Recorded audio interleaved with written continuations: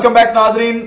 हम अपने पैनलिस्ट के साथ मौजूद हैं और गुफ्तगू कर रहे हैं पैमरा के स्याह कानून जो है वो अपने ही कवानीन की खिलाफ वर्जी करते हुए रॉयल पर पाबंदी लगाए हुए हैं। और आज हम अपने पैनलिस्ट जो हैं उनसे बात कर रहे हैं और देख रहे हैं कि अवामी राय अम्मा जो है वो इस बारे में क्या कहती है और हमारे पैनलिस्ट क्या कहते हैं। जी प्रोफेसर साहब। जी, मैं आपको शमसी साहब बता रहा था कि जैसे ही रॉयल न्यूज़ पे पाबंदी की खबर लोगों तक पहुंची है, लोगों ने जबरदस्त किस्म का रद्द अमल जाहिर किया है और सख्त नाराजगी का इजहार किया है और पैमरा का जो ये इकदाम है इसकी मजम्मत की है। देखिए, उन्होंने लोगों की जो राय है वो कहते हैं भाई कि वाह चैनल है जिन्हें हम शौक से देखते हैं, ये वाह चैनल है जहां में कौमी यकजहती की बात होती है। शमसी साहब, ये मुल्क हमने किस लिए हासिल किया था? ये सिंधी बलोची कुर्बानियां दी, ये तो पहले भी मौजूद थे। हम अपनी एक शनाख्त चाहते थे ना, शराख्त चाहते थे ना, कि एक धरती चाहते थे, इज्तिमाइयत चाहते थे, इज्तिमाइयत चाहते थे, एक कौम बनना चाहते थे, एक कौम बनना चाहते थे। अल्लाह ताला ने हमें पाकिस्तान दे दिया, ये खूबसूरत धरती दे दी। अब इस धरती का जो तहफ़्फ़ुज़ है ना वो इसकी सकाफत के तहफ़्फ़ुज़ में है। दुरुस्त बात। जब तक सकाफत का तहफ़्फ़ुज़ नहीं करेंगे, इसकी कल्चर का तहफ़्फ़ुज़ नहीं करेंगे, तब तक इसकी जो है वो हिफाजत नहीं हो सकती। रॉयल न्यूज़ का ये कसूर है कि वो इसकी कल्चर का तहफ़्फ़ुज़ कर रहा था। यही वजह है कि लोगों ने अपना शदीद रद्द अमल ज़ाहिर किया है और पूरे पाकिस्तान के तूलो अर्ज से जो है वो फोन आ रहे हैं। मुझे भी बहसीयत जो है वो चीफ ऑर्गेनाइजर पंजाब फोन आ रहे हैं और वो शदीद नफरत का इजहार कर रहे हैं। और इंशाअल्लाह ताला अगर पैमरा ने अपनी इस हरकत पे माफी ना मांगी और इस पे जो है वो शर्मिंदगी का या विड्रॉ ना किया या हाई कोर्ट के जो अहकामात है उसकी दजिया बखेरना उन्होंने बंद ना की, तो यकीन करें कि जो आवाम है ये खुद ही इनका घेराव करेंगे। और आज भी हम इंशाअल्लाह ताला लाहौर में भरपूर एहतजाज करेंगे। फिर यही एहतजाज जो है वो गली गली मोहल्ले मोहल्ले फैलेगा, हर जिले में फैलेगा, हर तहसील में फैलेगा और फिर पैमरा लाजमी तौर पे जो है उसको मजबूर होना पड़ेगा कि अपना वो ये जो उसने अमल किया है, जो कभी अमल किया है, वो इसको वापस ले।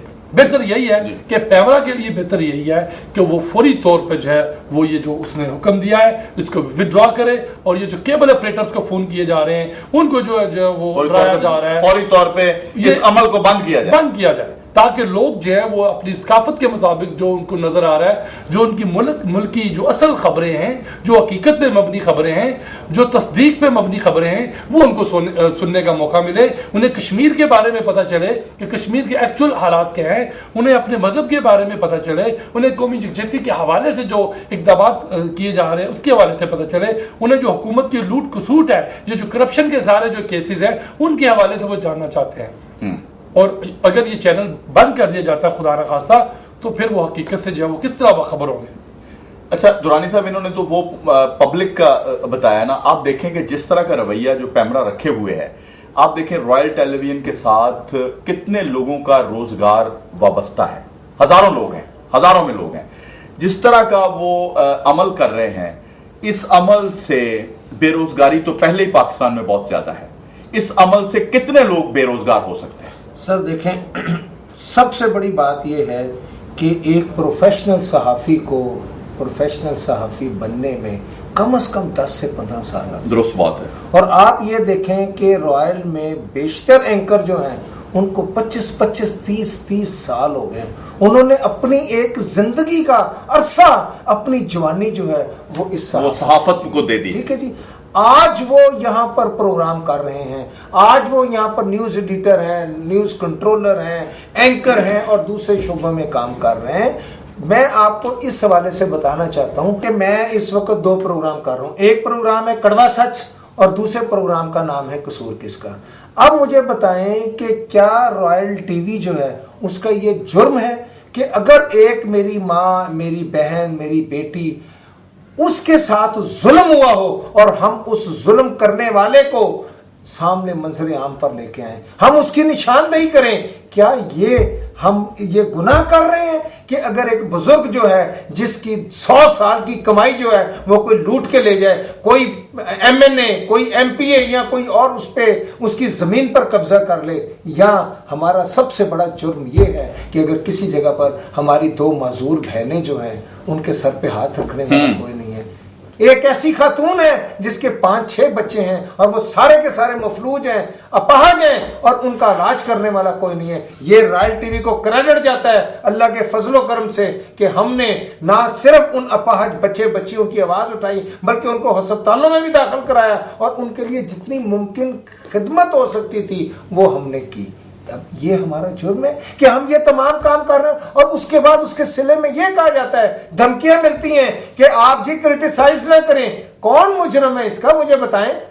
ये रोज धमकियां देते हैं कि जी आप ये प्रोग्राम ना करें, प्रोग्राम में गवर्नमेंट के अगर किसी जगह पे आप मुझे बताएं कि वजीर आला पंजाब हो, वो सदर पाकिस्तान हो, वो वजीर आजम हो, अगर उनकी डोमेन में उनकी सल्तनत में अगर कोई इस तरह का वाकया होता है तो उसकी निशानदही करना हमारा फर्ज है, क्योंकि वो जिम्मेदार हैं। हजरत उमर फारूक रजी अल्लाह ताला अन्हो जो थे, उन्होंने कहा था कि दजला के किनारे मरने वाले कुत्ते का हिसाब भी मुझे देना होगा।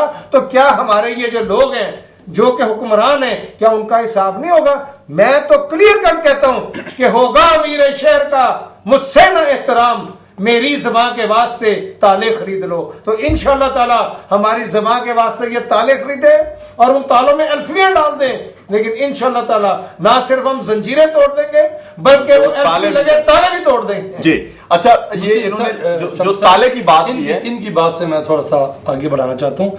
इन्होंने बिल्कुल सही कहा कि हम जो भी जिस चीज को भी बेनकाब कर रहे हैं, जिस जुर्म को भी बेनकाब कर रहे हैं, जिस करप्शन को भी बेनकाब कर रहे हैं, उसमें हम अक्रॉस द बोर्ड काम कर रहे हैं। ये नहीं, हम पार्टी नहीं है, हमारी कोई फेवरेट पार्टी नहीं है, ठीक है, या हम किसी पार्टी के मुखालिफ नहीं है। हमारा काम जो है वो आईना दिखाना है। जो कुछ माशरे में हो रहा है हम वो अवाम को दिखाना चाहते हैं।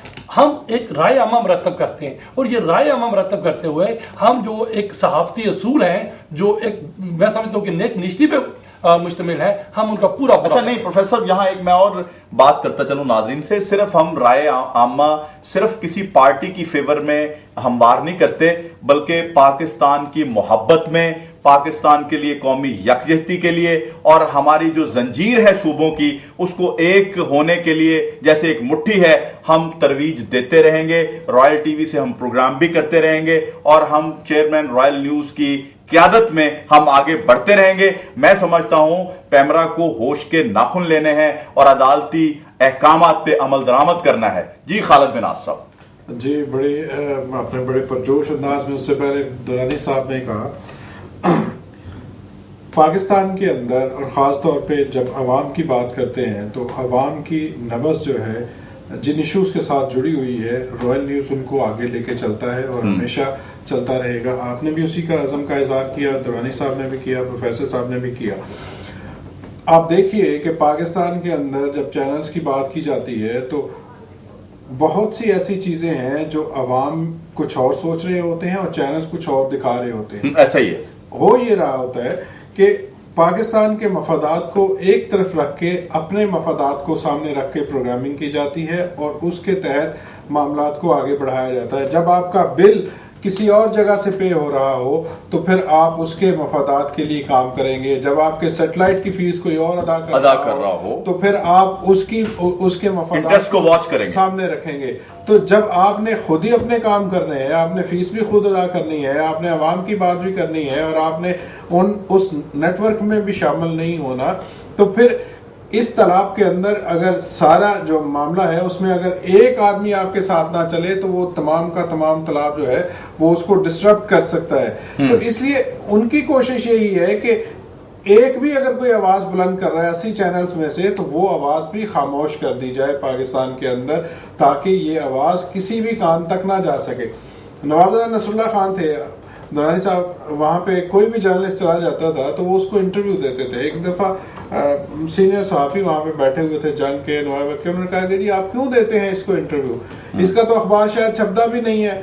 नवाब नसरुल्लाह खान ने कहा कि मैं इसलिए इंटरव्यू देता हूँ कि अगर इसका अखबार 200 भी छप रहा हो या एक हफ्ते के बाद भी छप रहा हो तो मेरी बात 200 बंदा तो सुन रहा है, ये पढ़ रहा है जी, या मैसेज तो जा रहा है। अगर उसको अगर आप ये देखें कि एक अखबार 5 अफराद भी पढ़ते हों तो 1000 बंदे तक मेरा मैसेज पहुंच रहा है। इस तरह रॉयल न्यूज, अगर हम ये कहें कि सबसे बड़ा चैनल नहीं है तो सबसे छोटा चैनल भी नहीं है, ठीक है, तो इसकी अपनी आवाज है और इस आवाज को पाकिस्तान के अंदर सुन रहे हैं, और यही वो सबसे बड़ा खतरा है जो इस मुल्क के अंदर बाज अदारों को है, और वो अपनी बदनीति इसमें जाहिर कर रहे हैं। दूसरी बात ये है, अच्छा, मैं यहाँ कलामी कर रहा हूँ, रॉयल न्यूज की जो आवाज है वो यहाँ के आवाम की आवाज है, और मैं समझता हूँ पाकिस्तान की आवाज जी, है। बिल्कुल सही कह रहे हैं। मैं तो खास तौर पर उन लोगों की आवाज है जो पाकिस्तान से मोहब्बत करते हैं। दूसरी बात ये है कि ये अदारे शायद होंगे या नहीं होंगे, ये हुक्मरान होंगे या नहीं होंगे, लेकिन एक बात यकीन के साथ रखिए कि रॉयल भी चलता रहेगा और इसके जर्नलिस्ट इसी तरह काम करते हैं, इसी लाइन पे चलते रहेंगे। अच्छा, मैं आप तीनों से एक इज्तिमाई सवाल करना चाहता हूं। ये बहुत अहम तारीखी बात है कि जब 1971 का जो एक सानहा हुआ पाकिस्तान के साथ, आप देखें सकूते ढाका, आप देखें उस वक्त काश ऐसा कोई चैनल मौजूद होता जो अवेयरनेस देता लोगों को कि वहां क्या हो रहा है, क्या मजालम ढाए जा रहे हैं, क्या हक जो है वो छीना जा रहा है, वहां लोगों की हक रसी नहीं हो रही, आवाज से आवाज मिलाने का कोई रब्त नहीं था, राब्ता नहीं था, हमें दरमियान में से राब्ते मुनक़ता कर दिए गए थे, और यहां कुछ और कहा जा रहा था, वहां कुछ और कहा जा रहा था, और झूठ पे झूठ बोला जा रहा था कि हम फाते हैं, हमने फलां इलाका फतह कर लिया, हमने वो इलाका फतह कर लिया, और अवाम को तब पता चला जब हम आधा मुल्क खो चुके थे। रॉयल न्यूज अब ये नहीं होने दे रहा और नहीं होने देगा। उसकी मिसाल यह है कि हमने एक ऐसा प्रोग्राम दिया है जिसको हम कौमी यकजहती का नाम देते हैं, और वो जब हमारे चेयरमैन साहब करिया करिया, गांव गांव, सूबा सूबा, शहर शहर जाके ये मैसेज देते हैं, तो अवाम में एक उम्मीद की किरण पैदा होती है, और अवाम सोचते हैं कि नहीं, ये मुल्क कायम रहने के लिए बना है, ये ला इलाहा पाकिस्तान का मतलब क्या है, ला इलाहा इल्लल्लाह के लिए बना है, ये इस्लाम के नाम पे बना है, ये अबद से लेके क़यामत तक रहेगा। मैं समझता हूं कि इस आवाज को दबाने की जो कोशिश है वो पाकिस्तान की आवाज को दबाने की कोशिश है। मैं ये तीनों से ये सवाल कर रहा हूं कि मेरी इस बात में कितनी जो है वो दुरुस्त है। असल में जो दुश्मनी है ना वो रॉयल न्यूज से नहीं है, दुश्मनी जो एक्चुअल जो दुश्मनी है वो मियां अब्दुल गफूर भट्टू साहब से है कि भाई ये जो बुजुर्ग है जो इस पिराना साली में ये गली गली मोहल्ले मोहल्ले जा रहे हैं और पूरी कौम को यकजहती की लड़ी में परोने की ये कोशिश कर रहे हैं, और पाकिस्तानी कौम जो बिखरी हुई है मुख्तलिफ लसानी इकाइयों में, मजहब के बुनियाद पर कुछ आपस में तकसीम हुए हैं, कुछ सूबों की बुनियाद पर हमारे हुक्मरान उनको मजीद तकसीम करना चाहते हैं। तो ये जो बुजुर्ग हैं ये तो कौम को फिर से दोबारा से इकट्ठा करने की कोशिश कर रहे हैं और एक लड़ी में परोने की कोशिश कर रहे हैं। लिहाजा रॉयल न्यूज को बंद किया जाए, रॉयल न्यूज को ताकि ये आवाज है ये दब जाए। शमसी साहब, बात ये आप ये देखें ना कि मुझे बता दें, ये मैं किसी पे चैनल पे तनकीद नहीं करता, मुझे ये बताएं कि क्या रॉयल न्यूज वो वाद चैनल नहीं है जिसमें आप हो, मैं हूं, हमारे तमाम एंकर्स जो यहाँ पर बैठे और जो हमारे पीछे जो काम कर रहे हैं वो सिर्फ और सिर्फ पाकिस्तानियत की बात करते हैं। भाई हम तो एक ही बात करते हैं कि खुदा के लिए आज हम पे कड़ा वक्त है। आज अमेरिका बहादुर जो सबसे बड़ा खुंडा है, बदमाश है, और वो दुनिया पे हुकूमत करने के ख्वाब देख रहा है, वो हमारे ही लोगों को खरीदता है। एक शकील अफरीदी, 2 टगेगा आदमी, उसको पेनिट्रेट किया जाता है और पेनिट्रेट करके तो उसामा को मरवा दिया जाता है, और फिर अगर हमारी अदालत जो है उसको सजा देती है, वो बड़ा जनाब अलमबरदार बनता है। इंसाफ का कौन सा इंसाफ है? और वो ये कहता है कि शकील अफरीदी को रहा कर दिया जाए, रेमंड डेविस को रहा करके वो ले जाता है, हमारी हुकूमतें मुलवस हो जाती हैं। लेकिन अमेरिका हो या कोई भी हो, उनको सिर्फ एक ही खौफ है, वो लोग मौत से इतना नहीं डरते जितना वो आज इससे रॉयल टीवी से डरते हैं। क्यों? कि उनको पता है कि सिर्फ इस्लाम की आवाज, मुसलमान की आवाज और ला इलाहा इल्लल्लाह मोहम्मद रसूलुल्लाह का कहने वाले, कलमा हक पढ़ने वाले सिर्फ और सिर्फ इंशाल्लाह हम लोग हैं। और ये हम तमाम लोग जो हैं आज बार बार ये अहद करते हैं कि जब तक हमारी रगों में खून का एक कतरा भी बाकी है, इंशाअल्लाह ताला हम हक की आवाज बुलंद करते रहेंगे और इस्लाम का बोलबाला करते रहेंगे। जी खालिद बिन आस साहब। देखें प्रोग्राम का वक्त जी बिल्कुल हम इख्तिताम पे, लेकिन एक बात मैं आपको बता दूं कि इस मुल्क के अंदर ब्लैक वाटर जब आई थी तो उसका क्रेडिट रॉयल न्यूज को जाता है कि रॉयल न्यूज ने सबसे पहले इस चीज को सामने लाया था, और फिर ब्लैक वाटर ने पाकिस्तान के अंदर जिस किस्म की कार्रवाइयाँ की और जो पाकिस्तान के मीडिया को नए सिरे से तरतीब देने की बात हो रही है, वो भी उसी एजेंडे का हिस्सा था। तो हमने उसको बेनकाब किया, हमारे चैनल ने उसको बेनकाब किया और उसके बाद पाकिस्तान के अंदर एक फिक्र उजागर हुई कि अमेरिका पाकिस्तान का दोस्त नहीं है, अमेरिका पाकिस्तान के अंदर रहते हुए पाकिस्तान के खिलाफ कार्रवाइयाँ कर रहा है, उसके एजेंट गली गली कूचा कूचा पाकिस्तान के अंदर दहशतगर्दी में मसरूफ है पाकिस्तान के अंदर, और दहशतगर्दी अमेरिका खुद यहाँ पे करवा रहा है। तो जब ये बातें सामने आई हैं तो फिर उन्हें पता चला है कि रॉयल न्यूज़ कितना मौसर किरदार पाकिस्तान के अंदर अदा कर रहा है और वो इस किरदार को उस वक्त से उनकी कोशिश है कि उसको दबा दिया जाए। और मेरा ख्याल है कि उनसे ये काम जो है उनके लिए ये मुमकिन नहीं है।